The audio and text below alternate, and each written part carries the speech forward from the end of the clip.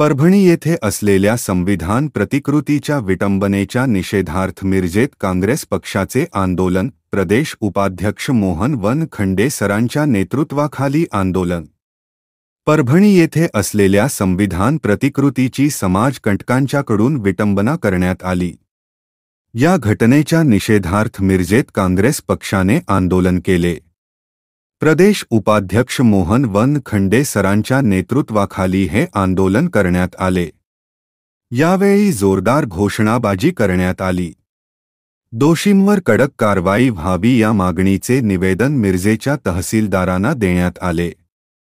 यावेळी काँग्रेसचे मिरज तालुका अध्यक्ष अण्णासाहेब कोरे, मिरज शहराध्यक्ष संजय मेंढे, शिवसेनेचे तानाजी सातपुते, सागर वनखंडे, झहीर मुजावर, सुलेमान मुजावर, दिगंबर जाधव, प्रमोद इनामदार, वसीम रोहिले यांच्यासहित काँग्रेस आणि महाविकास आघाडीमधील नेते कार्यकर्ते मोठ्या संख्येने आंदोलनात सहभागी झाले होते।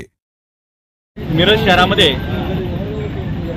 काँग्रेस पक्षाच्या वतीनं त्याचबरोबर महाविकास आघाडीतील सर्व घटक पक्षाच्या वतीनं परवा परभणीमध्ये झालेल्या भारतीय राज्यघटनेचा संविधानाचा जो अपमान करण्यात आला किंवा त्याची जी अशा घटनेचा निषेध करण्यासाठी आम्ही सर्व कार्यकर्ते इथं एकत्रित जमलेलो आहोत।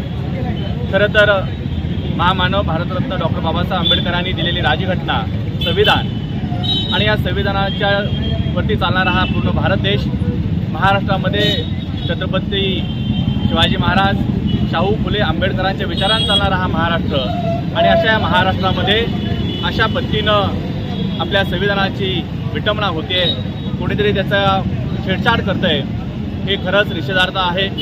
मी पूर्ण महाविकास आघाडीच्या वतीनं, काँग्रेस पक्षाच्या वतीनं या घटनेचा निषेध व्यक्त करतोय आणि अशा माथेफिरूवरती कडक कारवाई करावी अशी ही मागणी आम्ही आज निवेदनाद्वारे। बरोबर नुकत्याच आपण पाहतोय की बांगलादेशमध्ये हिंदू साधू संतांवरती किंवा हिंदू नागरिकांच्यावरती तिथं अत्याचार होतोय, त्यांच्यावरती अमानुष असे हल्ले होत आहेत, काही साधू संतांना अटक केली जाते। त्याही घटनेचा आमच्या राष्ट्रीय काँग्रेस पक्ष असेल किंवा आमच्या महाविकास आघाडी सर्व घटक पक्षाच्या वतीनं मी यांचाही निषेध व्यक्त करतोय।